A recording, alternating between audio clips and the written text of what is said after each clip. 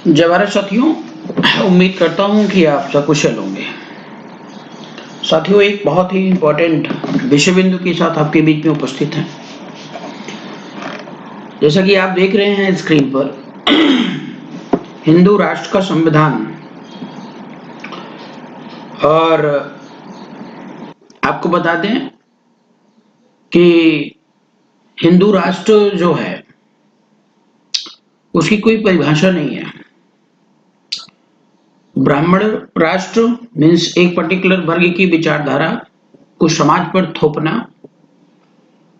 और जोर जबरदस्ती करके उस समाज से उसका पालन करवाना ही हिंदू राष्ट्र को परिभाषित करता है। और उस परिस्थिति में समाज को जातीय व्यवस्था में बांटना, गैर बराबरी में बांटना, ब्राह्मण क्षत्रिय वैश्य शूद्र में बांटना और किसी को समुचित अधिकार न देना।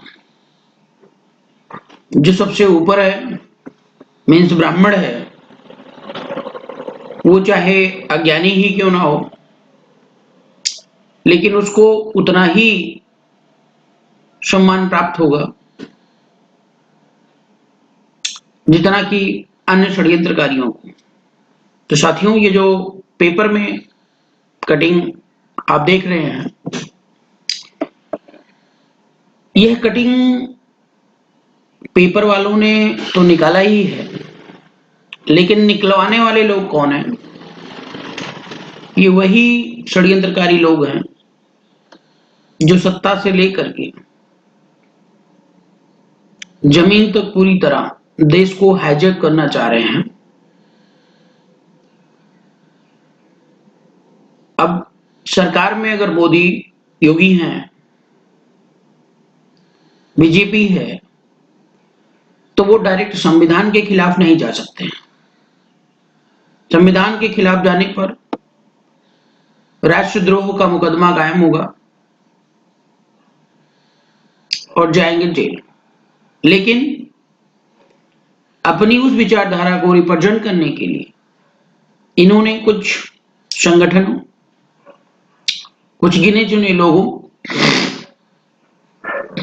एवं पंडा पुजारियों को नियुक्त किया है, जिसके माध्यम से धीरे धीरे समाज की जो आइडियोलॉजी है, समाज की जो सोच है भारतीय समाज की, उसको संविधान से हटा करके, भारतीय संविधान से हटाकर हिंदू राष्ट्र में परिवर्तित करने का प्रयास किया जा रहा है। अब आपको समझने की जरूरत है, नीचे लिखा हुआ है 127 पंथों के प्रतिनिधि करेंगे तैयार। तो आपको बता दें कि पंथों की अगर मैं बात करूं तो जितने भी छोटे मोटे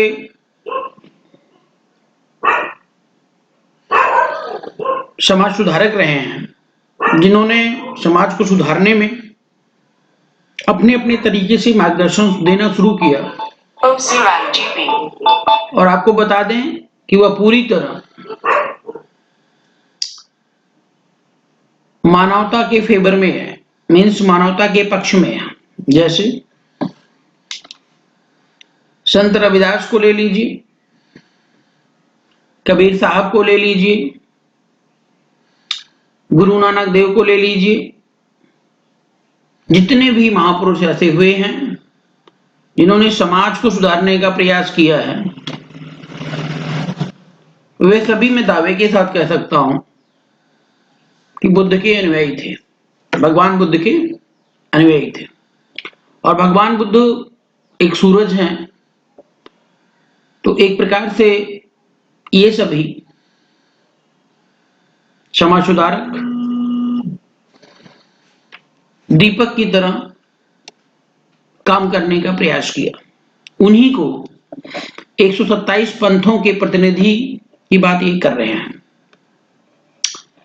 तो मतलब ये हिंदू राष्ट्र को पूर्ण समर्थन चाहते हैं इन पंथों से, लेकिन कोई समर्थन में नहीं है। मुझे पता है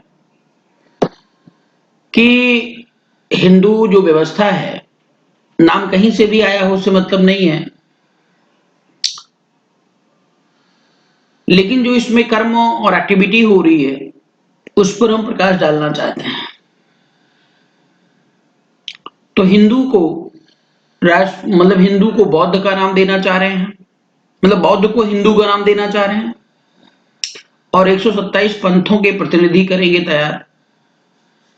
ये एक आपके दिमाग को बदलने, साइकोलॉजिकली चेंज करने का प्रयास है, इससे ज्यादा कुछ नहीं है। प्रयागराज से भारत को हिंदू राष्ट्र बनाने की संकल्पना साकार करने की दिशा में संतों ने काम शुरू कर दिया है। हिंदू राष्ट्र का अपना संविधान होगा, इसे हिंदू राष्ट्र संविधान दिया जाए, नाम दिया जाएगा। आप समझ रहे हैं? वर्तमान में जो हमारा देश है वो धर्मनिरपेक्ष है। धर्मनिरपेक्ष नहीं कहेंगे एग्जैक्टली,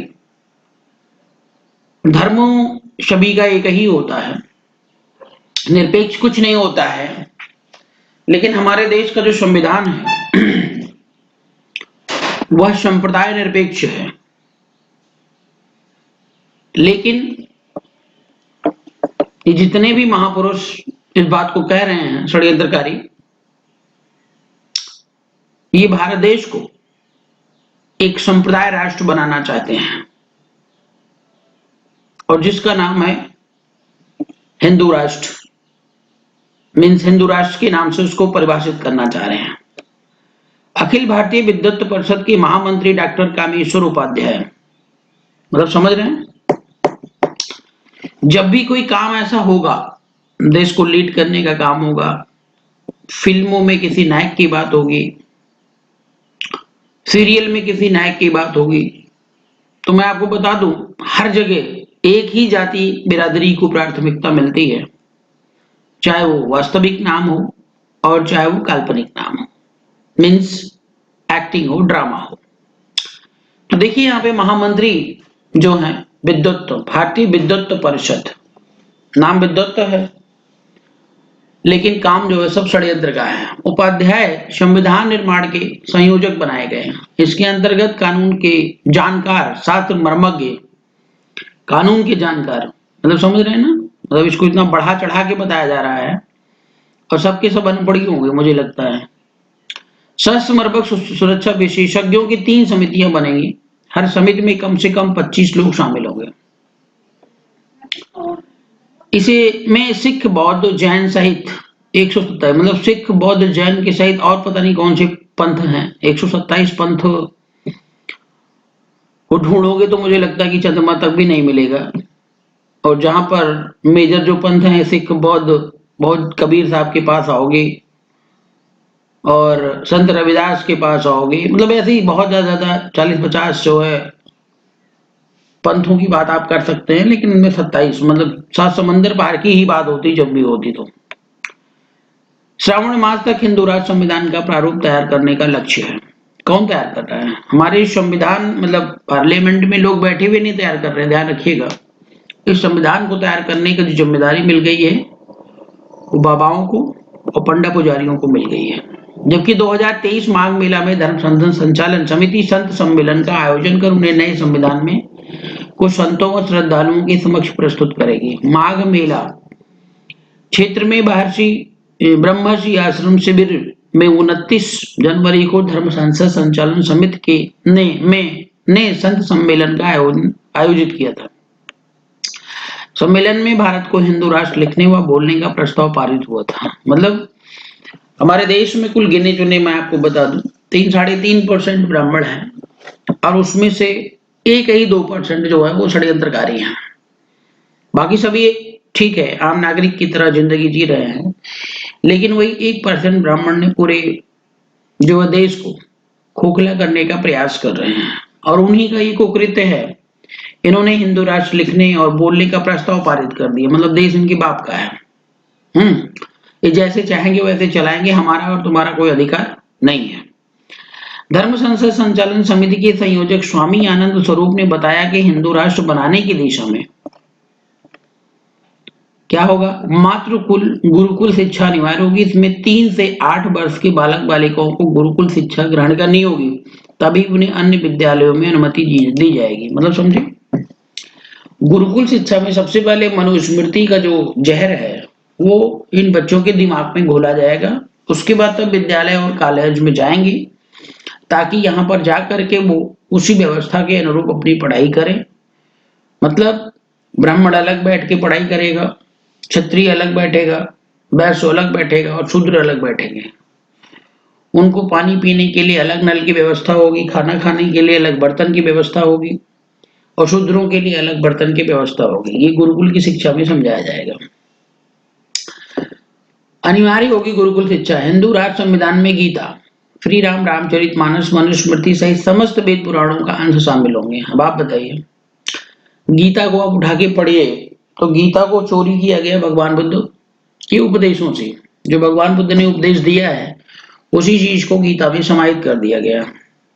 श्री रामचंद्र के नाम का, श्री रामचंद्र के जन्म का कोई अस्तित्व तो नहीं है। ये सब पोल कपोल कहानियां हैं जिसको सच साबित करने का ये प्रयास कर रहे हैं। रामचरितमानस उसी के आधार पर जो है तुलसीदास ने गढ़ा है। मनुस्मृति आप जान ही रहे हैं, सही समस्त वेद पुराणों के अंश शामिल होंगे। और मैं आपको सारे वेद पुराणों को चैलेंज करना चाहूंगा कि जितने भी वेद पुराण इस देश के अंदर हैं या चल रहे हैं वो सिर्फ इसी देश में है, बाहर कोई नहीं मानता। और ये सब कोल कपोल कहानियों की मनगढ़ंत जो है आइडियोलॉजी जो जिसके दिमाग में आया वो लिख करके और समाज पर थोपने का काम किया है। और मुझे पूर्ण विश्वास है कि समाज अब इन सब चीजों से निकल रहा है, इसलिए इनकी सक्रियता लगातार तेज होती जा रही है। तो आगे लिखा है कि काम आरंभ है। देश में 543 संसदीय क्षेत्रों में सांसद की जगह धर्म सांसद का निर्वाचन होगा। मतलब समझ रहे हैं, धर्म सांसद का निर्वाचन होगा। सभी जो है धर्म सांसद, मतलब सांसद नहीं बनाए जाएंगे, धर्म सांसद बनेगा वहां पर। हिंदू राष्ट्र के संविधान में धर्म सांसदों के निर्वाचन के न्यूनतम 25 वर्ष, मतदाताओं की 16 वर्षों की लो। मतलब धर्म सांसद बनाएंगे और उसकी जो है अर्हता और नियम कानूनी खुद तय करेंगे। स्वामी आनंद स्वरूप बताते हैं कि हिंदू राष्ट्र का मंत्रिमंडल चंद्रगुप्त मौर्य की तरह बनाया जाएगा। अब कोई मौर्य लोग ये ना समझ लें कि ये चंद्रगुप्त मौर्य का नाम लिए तो चंद्रगुप्त मौर्य के अनुसार चल रहे हैं या उनको फॉलो कर रहे हैं। ये फॉलो नहीं कर रहे हैं, सिर्फ आपको कंफ्यूज कर रहे हैं और आपकी जो उत्तेजना, आपका गुस्सा, उसको शांत करने का प्रयास कर रहे हैं। जिसमें सुरक्षा, शिक्षा, राजकीय चिकित्सा आदि नई व्यवस्था होगी। मुस्लिमों का सम्मान और सुरक्षा मिलेगी लेकिन मतदान का अधिकार नहीं होगा। बात समझ है नहीं? संविधान का हनन, कहने का मतलब है संविधान को पूरी तरह खत्म करेगी। महामंडलेश्वर अन्नपूर्णा भारती ने कहा इस्लामी जिहाद के खिलाफ लड़ाई तेज होगी। और जो हिंदू जिहाद हो रहा है उसके खिलाफ लड़ाई कब तेज होगी? प्रश्न है यहाँ पर। मुसलमानों को लेकर के बड़ी चिंता है, मुसलमानों की एक्टिविटी पर बड़ी चिंता है, लेकिन जो सॉफ्ट तरीके से आतंक ये फैला, ये आतंक का ही स्वरूप है, ये फैल रहा है, इसके खिलाफ लड़ाई कब और कैसे तेज होगी? बड़ा प्रश्न है। हमें रोकने के लिए अंतर्राष्ट्रीय स्तर पर साजिश रची जा रही है, लेकिन मुहिम रुकेगी नहीं। हिंदू राष्ट्र बनाने के लिए, इस्लामी जिहाद खत्म करने के लिए अंतिम सांस तक लड़ेंगे। तो जो पेपर के माध्यम से आपको मोटिवेट करने का प्रयास किया गया है पूरी तरह षड्यंत्र है। मैं आपको बता दूं, हिंदू राष्ट्र का जो मतलब है वो हमारे भारतीय संविधान को खत्म करना है। अब आप देख रहे हैं ये हमारा भारतीय संविधान, किसी भी राष्ट्र का जो राजधर्म होता है वो 3 चीजों से निर्धारित होता है। आपको बता दें, कॉन्स्टिट्यूशन ऑफ दैट कंट्री, और दूसरा है उसका जो राष्ट्रीय चिन्ह होता है, और तीसरा हम कहें उसका तिरंगा झंडा। 3 चीजों को जब आप देखेंगे तो तीनों चीजें आपका मतलब बौद्ध धर्म को रिप्रेजेंट कर रहा है। इसलिए भारत का जो राजधर्म है, भारत का जो राजधर्म है करंट का, वो बौद्ध धर्म है। और बौद्ध धर्म के अलावा कोई, मीन्स धर्म के अलावा कोई धर्म होता भी नहीं है। और सारे के सारे जो मतलब संप्रदाय कह लो या छोटे छोटे जो धर्म निकले हुए हैं, सब उसी से निकले हुए हैं और उसी में जाकर के समाहित हो जाते हैं। लेकिन आज काल्पनिक तौर पर ये जो हिंदू धर्म की बात करें तो हिंदू से भी हमें कोई दिक्कत नहीं है, लेकिन जो इस पर एक पर्टिकुलर जाति बिरादरी का जो बोलबाला है, जो वर्चस्व है, जो लिपापोती है, वो चीजें कहीं ना कहीं समाज को अनस्टेबल करती हैं। इसलिए साथियों, मैं आपको आग्रह करता हूं कि आप अपने आप को अगर ये समझ रहे हैं कि आप हिंदू हैं और वर्चस्व में हैं तो आप भूल जाइए। आप हिंदू लिख सकते हैं लेकिन हिंदू के नाम पर आपको समानता, एकता, अखंडता अभी वर्तमान में तो नहीं मिलेगी और आगे भी जो है संभव नहीं है। और ये चीज जब आपको मिलेगी तो वो सिर्फ और सिर्फ बौद्ध धर्म के अनुसार ही मिलेगी। ब्राह्मणों द्वारा लिखी गई एक्टिविटी या लिखे गए जो षड्यंत्रपूर्ण तौर तरीके हैं उससे आपको कभी भी अधिकार और सम्मान नहीं मिलेगा। इसलिए हमारे इस संविधान की, हमारे इस राष्ट्रीय चिन्ह की और हमारे इस तिरंगे झंडे की रक्षा करना हमारी और आपकी नैतिक जिम्मेदारी है। साथियों, इसी चीज को बाबा साहब भीमराव अम्बेडकर, आप सामने देख रहे हैं स्क्रीन पर, बाबा साहब भीमराव अम्बेडकर इतने विद्वान थे, इन्होंने विदेशों में स्टडी करी और कहते हैं कि दुनिया में उस समय कोई भी ऐसा व्यक्ति नहीं था जो बाबा साहब भीमराव अम्बेडकर के बराबर जो है स्टडी कर चुका था। और भारतीय संविधान को लिखने की जो जिम्मेदारी मिली वो भी अंग्रेजों ने दिया, ये लोग तो देते ही नहीं, अंग्रेजों ने दिया। और अंग्रेजों के द्वारा दी गई इस जिम्मेदारी को बाबा साहब निभाने से पहले पूर्व स्टडी प्रॉपर तरीके से इन्होंने सभी को किया और फाइनली इन्होंने फाइनलाइज किया बौद्ध धर्म को। बौद्ध धर्म अपनाने के बाद इन्होंने भारतीय संविधान को मतलब लिखा, समझा और जाना और पूर्णतः उसमें सम्राट अशोक की जो आइडियोलॉजी है, भगवान बुद्ध की जो आइडियोलॉजी है, वो सारी चीजों को समाहित कर दिया, उनकी शासन प्रणाली को पूर्णतः समाहित कर दिया। और आज वर्तमान में बाबा साहब भीमराव अम्बेडकर वर्तमान भारत के जनक कहे जा रहे हैं। और बड़ा दुर्भाग्य का विषय है कि तमाम इसी तरह के षड्यंत्रकारी लोगों ने बाबा साहब भीमराव अम्बेडकर की जो सीमाएं हैं वो बांध दी हैं। बाबा साहब भीमराव अम्बेडकर इतने विद्वान होते हुए भी इनको मतलब दलित कैटेगरी में रख करके एक दलित नेता के रूप में देखा जा रहा है। ये बहुत दुर्भाग्य का विषय है। खैर, मौर्य कुशवाहा शाक्य सैनी समाज के लिए मैं आपको बताऊं कि बाबा साहब भीमराव अम्बेडकर का विशेष तौर से, वैसे तो पूरा देश कर्जदार है, लेकिन विशेष तौर से मौर्य कुशवाहा शाक्य सैनी समाज बाबा साहब भीमराव अम्बेडकर के कर्जदार हैं और जिनका ऋण हम कभी चुका नहीं सकते हैं। इसलिए मेरा आप लोगों से निवेदन है कि आप बराबर का जो है आदर सम्मान प्रॉपर देते रहें, क्योंकि आपके इतिहास को उजागर करने का काम जो है बाबा साहब भीमराव अम्बेडकर ने प्रेजेंट सिचुएशन में किया है। इससे पूर्व रहे सम्राट अशोक महान। सम्राट अशोक महान के जमाने में हमारा देश आपको पता है सोने की चिड़िया थी। और सम्राट अशोक ने ऐसी शासन व्यवस्था लेकर के आए कि आपके जमाने में देश मतलब देश की जो जीडीपी थी वो 45 से 50%, मतलब देश का, पूरे विश्व का आधा सोना हमारे पास होता था। सोने की चिड़िया का मतलब आप समझ रहे हैं कि लोग सोने की थाली में खाना खाते थे, हर व्यक्ति सुखी और संपन्न होता था, किसी प्रकार का कोई कष्ट नहीं होता था। जिसको आज मोदी ने रामराज के रूप में परिभाषित करने का प्रयास किया था, वो रामराज कुछ भी नहीं था। अशोका राज को ही इसने जो है रामराज में मतलब परिभाषित करके या बताने का कष्ट किया, मतलब बताने का जो है प्रोपेगेंडा फैलाया। और उससे पहले जो मैं आपको बता दूं कि ये बाबा साहब भीमराव अम्बेडकर इतनी देर में आए क्यों, क्योंकि सम्राट अशोक ने ऐसी व्यवस्था बना दी थी कि उनकी बनाई हुई व्यवस्था के आधार पर इनकी 10 पीढ़ियां निकल गई। और उसके बाद जब मौर्य वंश का पतन हुआ और आज संविधान रचना की बात आई, तो बाबा साहब जैसे विद्वान लोग जो है वो इस धरती पर जन्म ले चुके थे और जिन्होंने फिर से जो है उस इतिहास को दोहराया और कायाकल्प को पलट दिया। इससे पहले मैं आपको बता दूं कि जो है सम्राट अशोक के ठीक पहले इनके पिता बिंदुसार और उसके पहले इनके दादाजी सम्राट चंद्रगुप्त मौर्य के बारे में कौन नहीं जानता है, हर कोई जानता है। सम्राट चंद्रगुप्त मौर्य और इनके बड़े भाई आचार्य विष्णुगुप्त मौर्य, दोनों लोगों ने मिलकर के धनानंद, जो एक बहुत ही आतताई व्यवस्था का सरकार मतलब राजा था, और उसको पराजित करके पूरे देश को अखंड बनाने का बहुत बड़ा काम किया है। और निश्चित तौर पर हर सम्मान के पात्र हैं, लेकिन दुर्भाग्य यह है कि देश में जो सत्ता है वो उन्हीं ब्राह्मणवादियों के हाथ में है, उन्हीं ब्राह्मणों के हाथ में है, ऐसे षड्यंत्रकारियों लोगों के हाथ में है जो ऐसे महापुरुषों को लगातार दरकिनार कर रहे हैं और इनकी जगह नए काल्पनिक देवी देवताओं को, नए काल्पनिक इतिहास को जो है वो स्थापित करने का प्रयास कर रहे हैं। तो हमें हर प्रकार से हर चीज को समझने की जरूरत है। अब इन सभी के जो गुरु हैं, इन सभी के जो गुरु की बात हम करेंगे तो सब सारी बातें आखिर भगवान बुद्ध पर टिक जाती हैं। भगवान बुद्ध से पहले भी लोग कहते हैं कि तमाम सारे बुद्धों में जिन्होंने ज्ञान दिया है, लेकिन इस प्रकार से जो संघ बनाने का काम है, समाज को संचालित करने का काम है, समाज को मतलब एक सोल्यूशन निकालने की बात है, वो सारी चीजें जो है इससे पहले किसी भी बुद्ध ने नहीं किया था। इसलिए भगवान बुद्ध का नाम सर्वोपरि आता है, सबसे पहले आता है। और इन्हीं भगवान बुद्ध की बदौलत ही आज देश को जो है विश्व गुरु का दर्जा प्राप्त है। और विश्व गुरु का दर्जा प्राप्त है, और पूरा का पूरा देश का जो संविधान है वो भगवान बुद्ध की नीति और नियमों के आधार पर चल रहा है। और यही चीज मैं आपको बता दूं, भगवान बुद्ध से इतनी नफरत इनको इसलिए होती है क्योंकि भगवान बुद्ध के माध्यम से ही हर व्यक्ति को, या उनके विचारों पर चलकर ही हर व्यक्ति को अधिकार, सम्मान और न्याय मिल सकता है। तो इनको इस बात का डर रहता है कि कहीं ये समाज जागरूक हो गया तो अपने अधिकार सम्मान के लिए लड़ना शुरू कर देगा और हमें हमारी जो दाल रोटी है वो नहीं चल पाएगी। इसीलिए लगातार ये तरह तरह के खेल बना करके और आपको, आपके समाज को गुमराह करने का प्रयास करते हैं। तो मेरा आप सभी लोगों से निवेदन है कि हम लोग जो है इस जो हिंदू राष्ट्र की बात कर रहे हैं, हिंदू राष्ट्र की संविधान की बात कर रहे हैं, हमें इसके खिलाफ जो है आवाज बुलंद करनी चाहिए। और हमें हिंदू राष्ट्र नहीं चाहिए, हमें हमारा संविधान चाहिए, हमें हमारा राष्ट्रीय प्रतीक चाहिए, और हमें हमारा धम्म चक्र चाहिए, तिरंगा झंडा चाहिए।